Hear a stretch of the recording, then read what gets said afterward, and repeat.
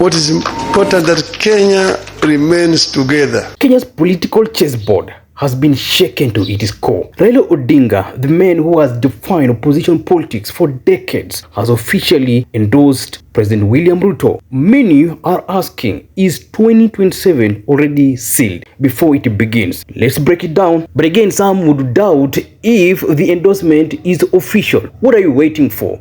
The endorsement is already official, and Raila himself even said, let's wait for 2027 and we shall tell you what we've done. That alone was an official endorsement of Ruto's re-election bid. For many years, many of us have known Raila as the face of resistance, but with Azimio folded and opposition forces scattered, Raila has chosen to stand with Ruto. This alliance is being sold as unity, but it has left millions of Kenyans stunned. After decades of no Raila, no peace chants, Raila is suddenly in government. The country was tearing down, and it was necessary for Raila and Ruto to shake hands, at least to bring peace and to some level unite Kenyans. You all understand what was happening when Raila and Ruto were not working together. The country was tearing down right in the middle, and it was necessary for us to bring our country together. But few knew that as we head into 2027, the unity that was sold to us of the handshake between Ruto and Raila would lead to Raila joining government and campaigning for Ruto in 2027. But a few people like Nelson Koech understood that. Koech, why is it so difficult to just form a coalition of the two parties? You know, when and call it so. My last show with you, I was here, and I told you after Raila Odinga lost the AUC chairmanship. Yeah. I was in this show with you, and I told you that that relationship that was born out of that working together for AUC chairmanship was going to morph into something much better. And I told you to watch the space on what was going to happen. Truly, it came to pass, and you know, this MOU was signed. Mm-hmm. Sam, let me tell you, and listening to Mbui, I just want to build a narrative so that you understand where we have come from as a country and where we are. During post-colonialism, KANU did join together.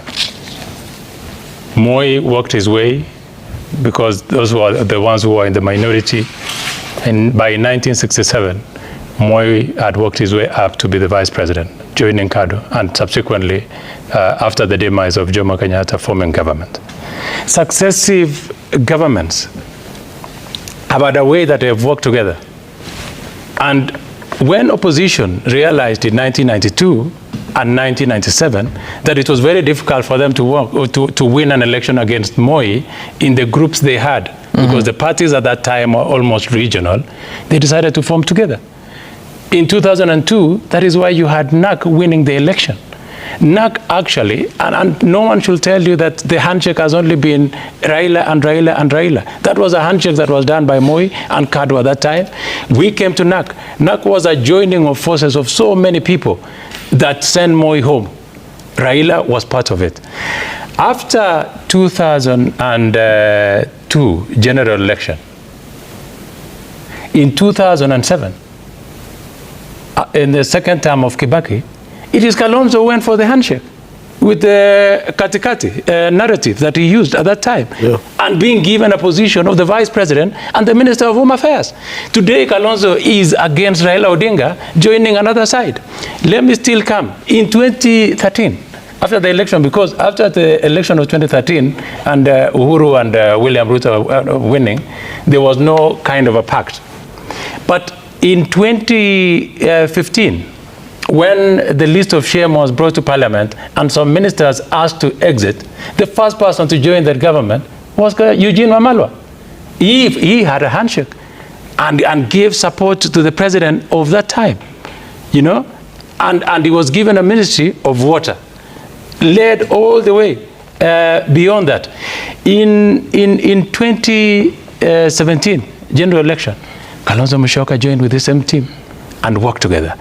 Essentially, this is the point. Coalitions have been there in Kenya, and even today, those in opposition, at some time, they worked with those in government. So having Raila and Ruto shake hands and work together for 2027, it is not something new, but it comes with casualties. The biggest winner in this handshake is Ruto, who gains legitimacy from Raila's endorsement.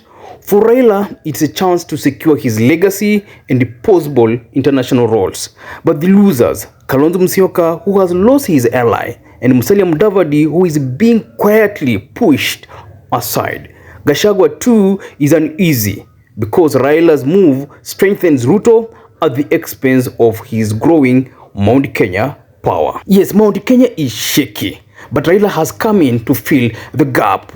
So this allows President Ruto to form something like a pentagon. However, in this pentagon, we shall not have Kalonzo Musyoka, but there will be a replacement for Kalonzo Musyoka. And despite Mudavadi feeling pushed a little bit aside, he will still have a say come 2027 because Western Kenya is at stake. This is where it gets a little bit juicy. While Raila and Ruto celebrate their deal, Gen Z is unconvinced. Young Kenyans see this as another elite pact, two political dynamos joining hands for survival. If Raila's base refuses to transfer to Ruto, the alliance could backfire, creating space for new movements. But can this alliance backfire? That's the biggest question. Up for more of what has happened in Kisii. The center is not holding anymore.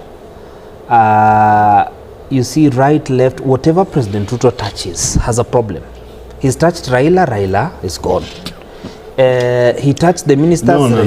You know, where has Raila gone? You see, that is an ambiguous statement. Raila is there. Okay. Orero has to look for his ticket, so he has to try and challenge me to get the ticket. But I can tell you something. Naturally, Raila would have gone to Kisii without the MOU. He would have been received very well. The Gen Zs actually told Raila, stay at home. Stay at home. This is our fight. You have fought for the country. We'll help you. Raila went ahead to sign the MOU. Raila did not listen to the Gen Z. I can tell you, with a little push, the Gen Zs were ready to transform this country. It is only that Raila refused. Okay. Because then he was the opposition. But we are here. We will do what is possible. But I'm also a firm believer that we should get President Ruto out of power through the ballot. I'm one of those people who believe for the stability of this country, we must get President Ruto out, but through the ballot. Okay. I would wish a situation where William Ruto will do what he can do now, between this year and next year, and towards the election, we remove him from the ballot. Okay. Democracy in our country is important. We should protect democracy. Here is the fact. When Raila and Ruto entered into a pact, there was resistance. And when Raila went to Kisii, people resisted him. And people even chased him away. But will it matter going forward? Because things have changed since then. This MOU was signed on March 7th, 2025. But right now, we're headed to 2026 and later 2027. And since then, Raila has been going to places or to other regions that were hostile at first. But this situation of the environment is changing and people are accepting this handshake. So is 2027 already decided? On paper, Raila's endorsement makes Ruto unbeatable. But Kenyan politics is a little bit unpredictable. Gachagua's Mount Kenya influence and Kalonzo's Ukambani base could still cause shocks and Gen Z activism, and suddenly the sealed election becomes open battlefield. Big question, big headache again. Is 2027 decided? Maybe not. But one thing is clear. Raila's endorsement of Ruto is the biggest political earthquake in years. Will it cement Ruto's power or create cracks that new alliances can exploit? Drop your thoughts below and don't forget to subscribe for more political deep dives.